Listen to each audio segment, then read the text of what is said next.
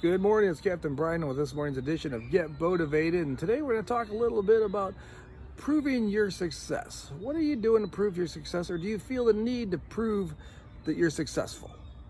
And what I mean about that is, like, we're in a materialistic world, and I don't think anybody can deny that. There's other people that are more materialistic than others, but there's a point in life when you start making money and you feel like, oh, now I've got a little bit more money, I want to go and buy nicer things. I want to buy a fancier car, I want to buy a nicer, bigger house, and all that stuff comes with the bill. The bills come with it, so the more you want to get fancy with your stuff, everything goes up with it. You buy a bigger house, you got a bigger air conditioning bill, you got a bigger insurance bill, you got a bigger tax bill, you got more furniture you have to buy to furnish that house and do that. And I've been there myself too. I like nice things, but there's different ways of looking at how you do it. Like I personally, growing up, I would not want to. I'd rather save up and buy the one thing I wanted than I did buying something just to have it, and then, whether it be a clothing or whether it be a car or a piece of furniture or a piece of electronical equipment that I like, rather than just buying a camera, I'd wait to buy the camera I wanted. I wouldn't spend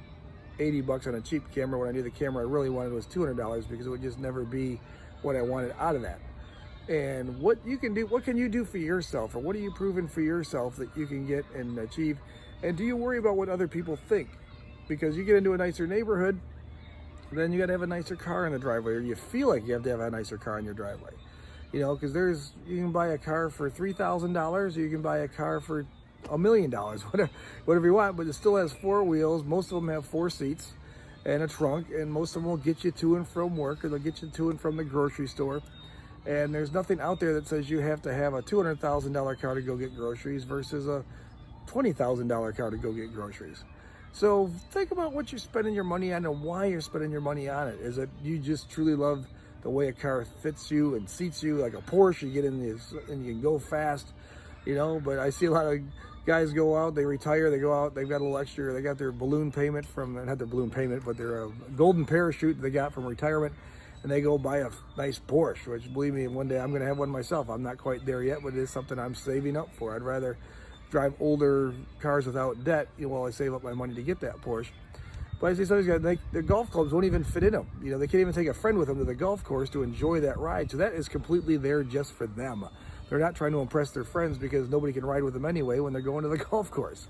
So think about the knowledge of, or sorry, not your knowledge, but your thought patterns of how you want to buy stuff, or how you procure stuff in your system. Are you buying it for yourself? Are you buying it to impress others? Are you buying it because you feel like you have to? Because, oh, I've got extra money now, I should go buy something. Because I've seen money burn a hole. It's done it to me. It burned a hole in my pocket. I had a bunch of money saved up, and I was going to go buy something. And I said, oh, I just felt the need. I had to buy something just because I had the money, versus just, and I made an adjustment in my head, and I said, you know what? Let's just put the money away and pretend I don't have it. I went and stuck it into a CD and stuck it so it made money as an interest, as a return, knowing I can't touch it. And I started saving again. So I started building that back up and start building that back up. Now I got more money. Now I'm sitting there and I do that. I do that same thing again. I take that money, stick that into another savings account that I really can't touch without a penalty. And that creates it to that level where you're there. Otherwise, I could have spent the money and been long gone and be good. I could have bought a $500 pair of sunglasses, or went out and bought a nice new jacket or a pair of boots. And you can pay whatever you want for anything nowadays, whatever the value is to you for buying it. But take into consideration what you're buying, why you're buying it, and do it for yourself. Don't do it to impress the others. Don't do it to attract attention. Just do it because you want to do it and you own it, and don't try to overly justify something when it's just something you want. Just say, I want it, I'm doing it because I want to, or because I can. Don't do it because you're trying to impress somebody else down the street. If 5 of your friends drive Porsches, chances are you're going to want to get a Porsche because you got to feel like you want to fit in with them.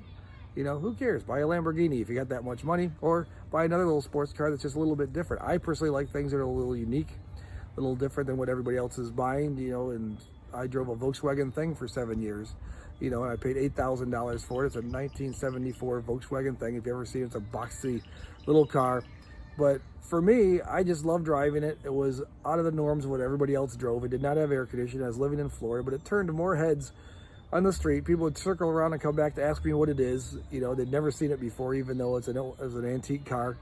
And they only imported them for 2 years. But that's how I kind of think. So I like things that are a little more obscure, outside of the normal realm of what people have and what people buy and what things do.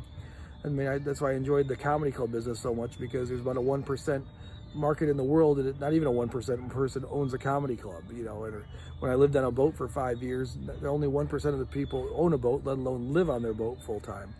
You know, and creating that plan, that for me, that's what I like doing. And then for other people, it's more of a status quo. They just want to fit in and blend. And if I'm going to buy something, I'd rather stick out a little bit, be a little bit out of the ordinary and be fun. And that's what's gotten me where I've gotten in my life, because I've been able to build my businesses and jump into different opportunities. Like I had 14 different businesses. I didn't have one job for the last 18 years. You know, I took the shot and took the chance and took the opportunity to take any chance I could get to make that happen. So when you think about that, think of why you're buying stuff, why you do it, and then whatever you do, just whatever you can pay for, pay it with cash. Don't finance. Finance as little as possible to get to where you want to get. So I'm Captain Brian. Let's get motivated. If you like the video, please share it. You can like my link on YouTube. It lets you see what other videos come up. I try to put out 3 to 4 videos per week and make this happen. And so, hey, get out there. Let's get motivated. I'm Captain Brian.